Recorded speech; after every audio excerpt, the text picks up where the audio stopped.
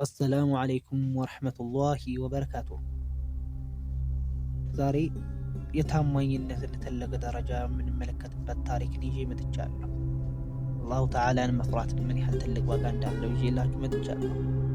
ታሪኩ የሚጀምረው በፈረንሳይ ፓሪስ ውስጥ በሚኖረው ካሊድ በተባለ ምስኪን የሞሮኮ ስደተኛ ነው። ካሊድ በየቀኑ ጎዳናዎችን በማጽዳትና ጥቃቅን ስራዎችን በመስራት ራሱንን በሀገሩ ያሉ ቤተሰቦችን የሚያስተዳድር ታማኝ ወጣት ነበረ። አንድ ቀን ምሽት ላይ ከስራ ሲመለስ በባቡር ጣቢያው አቅራቢያ አንድ ጥቁር ቦርሳ ወድቆ ያገኛል። ቦርሳውን ከፍቶ ሲመለከተው አይኑ ማመን አልቻለም። ቦርሳው ውስጥ 800,000 ዩሮ ወይም ከ40 ሚሊዮን ብር በላይ ጥሬ ገንዘብ፣ ውድ ጌጣጌጦችና አንድ ትልቅ የነጋዴ ሰነዶች ነበሩ። በዚያ ቅጽበት ካሊድ ብዙ ነገር አሰበ።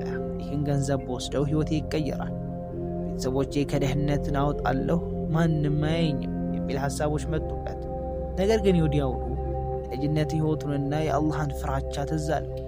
ያልሰራሁበትና የኔ ያልሆነ ነገር በረካ ይኖረዋልን ብሎ ወሰነ።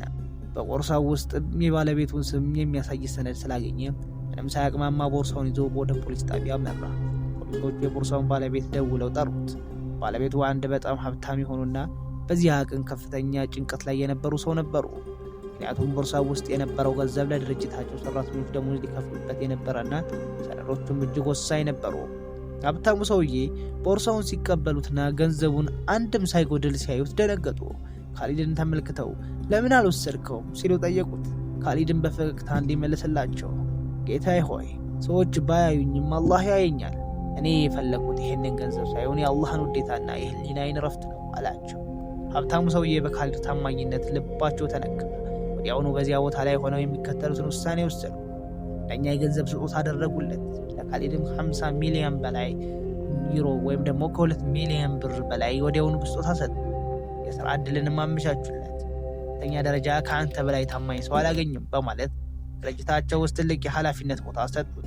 ሶስተኛ የመኖሪያ ፍቃድ፣ የህግ ባለሙያዎችን ቀጥረው ካሊድ በፈረንሳይ በክብር የሚኖርበትን ቋሚ ቪዛ ካርድ ሰሩለት። አልሐምዱሊላህ።